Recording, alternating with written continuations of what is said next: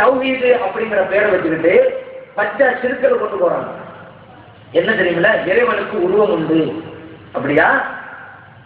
இப்படி சொன்னதால் தானே ஒவ்வொரு சமயத்திலே உள்ளவர்கள் எல்லாம் தங்களுடைய இறைவனுக்கு ஒவ்வொரு அவருடைய கற்பனைக்கு தகுந்தவாறெல்லாம் உருவம் கொடுத்து விட்டார்கள். ஐயாமல் ஜாகிலியா காலத்திற்கு இந்த மக்கள் எல்லாம் அழைத்து செல்ல பார்க்கிறீர்களா? உண்மையிலேயே தௌஹீதில் இருக்கிற அஹ்லுஸ் சுன்னah வல் ஜமாத்தை சார்ந்த அப்பா இளைஞர்களை எல்லாம் ஸல்லல்லாஹு அலைஹி வஸல்லம் அவருடைய காலத்துக்கு முன்னால் ஐயாமல் ஜாகிலியா காலம் அவங்க எல்லாம் எப்படி இறைவனை வணங்கினாங்க உங்களுக்கு தெரியும், குர்ஆன்ல இருக்குது. அந்த காலம் குறித்து போகிறீங்க. இதுல வர தௌஹீதுக்கு வேற பேரு. தௌஹீதுக்கு இவங்களுடைய கொள்கைக்கு என்ன சம்பந்தம் இருக்கிறது?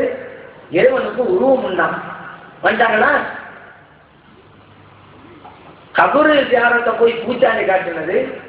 இப்ப எங்க கொண்டு போயிட்டாங்க? பச்சை சிறுக்கள் கொண்டு போயிட்டாங்க. அல்லாஹ்வுக்கு உருவம் உண்டு சொல்லி அப்ப உருவம் உள்ள இறைவன் வணங்க போகிறீர்களா? இப்படி சொன்னோம்ல, நாங்க நோட்டீஸ் போட்டோம் மெட்ராஸ்ல. இதெல்லாம் இந்த மாதிரி சொன்னோம்னா பயந்துட்டாங்க. உடனே உருவ வழிபாடு என்பது எங்களிடம் இல்லை, இது அபாண்டம் என்றார்கள். அப்பதான் நாங்க கேட்டோம், உருவ வழிபாடு இல்லையா? இறைவனுக்கு உருவம் உண்டா இல்லையா? எங்க கேள்வி. உண்டு. அந்த இறைவன் வணங்கணுமா இல்லையா? ஆமா. அப்ப உருவம் இறைவன் தான் வந்து சொல்றீங்க, அது உருவ வழிபாடு இல்லை. பூனைக்கு பயந்து புலிவாய்க்கு மாட்டிக்கொண்ட கணங்க இந்த இளைஞர்கள்லாம் இந்த ஜாருக்கு பேர் சொல்லி இப்ப பயங்காட்டி சிறுக்கப்பா அதப்பா இதப்பா அப்படின்னு சொல்லி கூட்டிட்டு போய் ஐயாம் ஜாயத்தை கொலையை கொண்டு போய் திணிக்கிறாங்க. இறைவனுக்கு உருவம் உண்டு. ஏன்னா அந்த புராணம் சொல்லிட்டாங்க, வஜுகு ரப்பிக்க அப்படிலாம் சொல்றாங்க. இறைவனுக்கு முகம் உண்டு, இறைவனுக்கு கை உண்டு.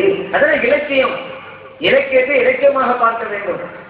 அல்ல குரானே சொல்றான், வலா செஞ்சாங்க எதற்க மகுலூலத்தன், உன்னுடைய கையை கழுத்துல கட்டிருக்காங்கிறான். கைக்கு கையில சொல்லியல, கையில கட்டக்கூடாத, கழுத்துல கைய கட்டலாம். அப்ப அல்ல சொல்றானே கழுத்துல கட்டக்கூடாது. வலா தபுசுத்தகா குள்ளல் பத்தி, கையை ஒரேடியா விரிச்சுறாங்க. அல்ல சொல்றான், கையை இனிமேல் யாரும் விரிக்கக்கூடாது. கல்வி சொல்ல தயாராங்க. இப்ப அங்கே என்ன கையில்லா கை இல்ல வேற அர்த்தம் புரியுதுல? அப்ப அல்ல என்ன சொல்றாங்க, கஞ்சனா இருக்காத, கழுத்துல கை கட்டிக்கான்னு சொன்னா கையை இடப்பா கொடு, கஞ்சனா இருக்காதுன்னு அர்த்தம். கொடுக்குற பேர்ல இருக்கிறதெல்லாம் கொடுத்து தருணம் நினைக்காத. உனக்கு மனைவி மக்களாங்கல்ல இருக்கிறவன் பார்த்து கொடு, ஒரே ஐடியா விரிக்கிறாத. ஏன்னா பாத்திரம் மருந்து பிச்சை எடு. ஒரு ஆள் கேட்க வர்றான், அவன் நிலை அறிந்து கொடுக்க வேண்டும். அதுவும் பாத்திரம் மருந்து பிச்சை எடுதான். நம்மகிட்ட இருக்கிற பாத்திரம் அறிந்து பிச்சை எடுக்கணும். எவ்வளவு இருக்குது அதுவும் ஒரு இதுதான். இப்ப இறைவன் இப்படி இலக்கிய நிலைப்போடு பேசுகிறான். அப்படித்தான் பார்க்கணும். இறைவனுக்கு முகம் என்றால் அவனுடைய உள்ளமை, இறைவனுக்கு கை என்றால் அவனுக்கு ஆட்சி அதிகாரம், இறைவனுக்கு கண் என்றால் அவனுடைய கருணை கண்காணிப்பு. அப்படிதான் மீனிங் கொடுக்கணும். அந்த மீனிங்ல இலக்கியத்தை நம்ம அன்றாடம் பேசிக்கிட்டே இருக்கிறோம். அவருக்கு ஒரு விசாலமான கையமோ, அப்ப பெரிய கையில இருக்காம நல்ல ஒரு தர்ம செய்கிறவர் தான் இருக்கும். அவருக்கு கொஞ்சம் வாய் நீளங்க, பெரிய அரமிட்டா இல்ல, ரொம்ப பேசுறவன் இருக்கும். இப்படி பல அர்த்தம் இருக்கு. இப்போ ஹாரூன் ரஷீது சொல்ல வரலாற்று படிக்கிறோம். ஒரு காலத்தில் பகதாது மாநகரம் மன்னர் ஹாரூன் ரஷீதுடைய கையிலே இருந்ததுங்கிறோம். கையில கொஞ்சம் சீக்கிரம் இருந்தார் பகதாது மாநகரத்தை. அவருடைய ஆட்சியாதிகாரத்தில் இருந்தேன்னு அர்த்தம். ஒரு ஆளுக்கு கையே இல்லைன்னு வச்சுக்கிறங்க, பிரதமரா இருக்கிறாரு சொல்றோம், இவருடைய கையில் தான் இந்தியா இருக்கிறோம். தப்பு இல்லை. எனக்கு அவருடைய கையே இல்லை இந்தியா அவர் சொல்ல மாட்டோம். ஏன்னா அந்த மீனிங் நம்ம சொல்றது இல்லை. ஆட்சி அதிகாரம் இலக்கியமா பேசுறோம்ல, அதே இலக்கியத்தை தான் அண்ணா பேசுறோம். ஏன்னா மக்களுக்கு எளிதாக புரிய வைக்கணுங்கிறதுனால. இவங்க என்ன சொல்லிவிட்டாங்க, கை வருதுல அண்ணாவுக்கு கையை தான், முகம் வருதுல முகம் தான், இப்படி எல்லாம் சொன்னாங்க. அதே போல இன்னொரு கூத்து பாருங்க, முகாத செலவாக சொல்லி தர்றாங்க. அண்ணாவுத்தால ஒவ்வொரு இரவிலும் முதல் வானத்திற்கு வருகிறான். கேட்கிறான், என்னிடம் கேட்பவர் யார், கொடுக்க தயாராக இருக்கிறேன். என்னிடம் மன்னிப்பு கேட்பவர் யார், மன்னிக்க தயாராக இருக்கிறேன் அப்படின்னு வருது. இது அவங்க இதுவரைக்கும் இதுல ஒரு பிரிவு மட்டும் மாறிடுச்சு அப்படின்னு சொல்றாங்க. அவங்க என்ன சொன்னாங்க, முதல் வானத்திற்கு அவனே தான் இறங்கி வருகிறான் அப்படின்னு.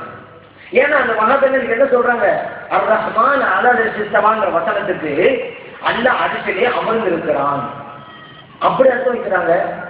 நம்மையாக தெளிவா வழக்கம் கொடுத்துட்டாங்க. இறைவன் அதிசலே தன்னோட அதிகாரத்தை செலுத்துகிறான், அதுதான் மீனிங். ஆனா மகாபெண் என்ன சொல்றாங்க, அல்லாஹ் தஆலா அர்ஷ்ல உட்கார்ந்துட்டு இருக்கிறான், அர்ஷ்ங்கிற சும்மாசனத்துல இப்படி உட்கார்ந்துட்டு இருக்கிறான். இதுல கொடுமை என்ன தெரியுமா, இப்னு தய்மியா, நான் ஏற்கனவே சொல்லிட்டேன், இப்னு தய்மியாவுடைய கொள்கையைத்தான் இந்த வஹாபிகள் அப்பாவி இளைஞர்களுக்கு மத்தியிலே இறக்குமதி செய்து கொண்டிருக்கிறார்கள். இந்த இறைவன் அரிச உட்கார்ந்து இருக்கிறான் என்று அன்னைக்கு குழப்பத்தை தோற்றுவித்தது இப்னு தய்மியா. எப்படி பல பிரிவுகள் சேர்ந்தாங்க, முஅத்தஸிலா கவாரிஜிங்கிற கூட்டம் வந்தது மாதிரி முஜஸ்ஸிமாங்கிற ஒரு கூட்டம் அப்பொழுது இருந்தது, இன்றைக்கும் இருக்கிறது. வஹாபி என்று பேரு. முஜஸ்ஸிமான என்ன அர்த்தம்? இறைவனுக்கு உருவம் உண்டு அவருடைய கொள்கை.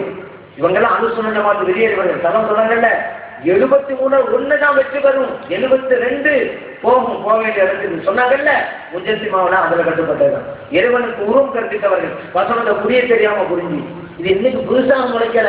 ஏற்கனவே இருந்த அந்த முஜஸ்ஸிமா அப்படிங்கிற கூட்டத்தின் பிரதிநிதிகள் தான் இன்றைக்கு வஹாபிகள். இறைவனுக்கு உருவம் என்று சொல்றாங்க.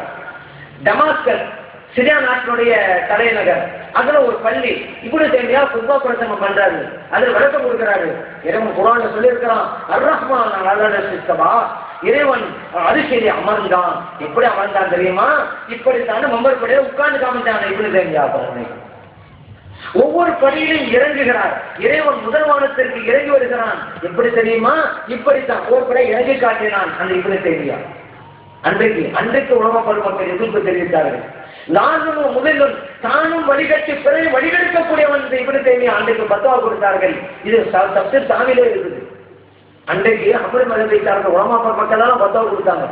ஏன்னா இல்லாததை சொல்லி மக்களை பரவலிட்ட நாட்டாங்கல்ல இதே காரியத்தை இப்படி அன்னைக்கு யாரும் சொல்றது அப்புறம் மக்கள் இவரை பத்தி பேசுவாங்க. இறைவனுக்கு உருவம் இருக்குதான் எவ்வளவு பெரிய சிறுக்கு இது. சரி, இப்ப நம்ம கேள்வி வைக்கிறோம். இறைவனுக்கு உருவம் சொல்லிக்கல, கை இருக்குது, கையெல்லாம் நம்பன, கால் இருக்குது, காலுக்கு சொல்றாங்க. அது ஒவ்வொன்றா நம்ம கேள்வி கேட்க போறோம். அல்லாஹ் குர்ஆன்ல சொல்றான், குல்லு மன் அலைஹா ஃபான், எல்லாம் அழிந்து போய்விடும். வஜ்ஹுகா வஜ்ஹு ரப்பிக, உங்கள் இறைவனுடைய முகம் மட்டும் சரிபட்டிருக்கும், நிலைத்திருக்கும் அப்படின்னு அல்லாஹ் குர்ஆன் சொல்றான். இந்த வஹாபிகள் சொல்றாங்க, இங்க முகம் என்று இருக்கிறது அல்லவா, முகம் என்றால் முகம்தான் அப்படிங்கிறாங்கல்ல. இப்ப கேள்வி வைக்கிறோம், எல்லாம் அழிந்து விடும், இறைவனுடைய முகம் மட்டும் இருக்கும் என்றால் அப்ப இறைவனுடைய கையும் அழிந்து போய்விடும், இறைவனுடைய காலும் அழிந்து போய்விடும். அவங்க கொண்டு போறாங்க அப்படியா? அப்ப எல்லாம் போயிடும். அல்லாவுக்கு கை போயிடும், அல்லாவுக்கு காலு போயிடும், அல்லாவுக்கு முகம் மட்டும்தான் உள்ள வர. நீங்க சொன்ன மாதிரி முகம் அர்த்தம் வச்சா நாங்க என்ன வச்சிருக்கிறோம்? இறைவனுடைய உள்ளமை சரிபட்டிருக்கும். எங்கள் பொருள் சரியா, நீங்க சொன்ன சரியா? இறைவன் உள்ளமை சரிபட்டிருக்கும், நாங்க பொருள் அதான் கலை. எல்லா இடத்துக்கு போனாலும் இறைவன் இருப்பான். நீங்க என்ன சொன்னீங்க? முகம் நல்லா முகம். அப்ப இறைவனுடைய முகம் கழுத்து வரைக்கும் இருக்கும், இவனுடைய உடம்பெல்லாம் போகும். இதான் நீங்க சொன்ன அர்த்தம். அடுத்து இன்னொரு கேள்வி, சயின்ஸ். ஏன்னா அந்த காலத்துல ஒரு ஏமாற்றம் போல ஏமாற்ற முடியாது. அப்ப அறிவு ரீதியான ஒரு கேள்வி கேட்டான். சார், அல்லாஹ் தஆலா முதல் வானம் இறங்கி வருகிறான், அரிசியிலிருந்து இருக்குது, இரவுக்கு வர்றான். இரவுங்கிறது ஏதோ ஒரு இடத்துல மட்டும் இருக்கிறது அல்ல. ஏன்னா உலகம் பூமி எதுவும் உருண்டை.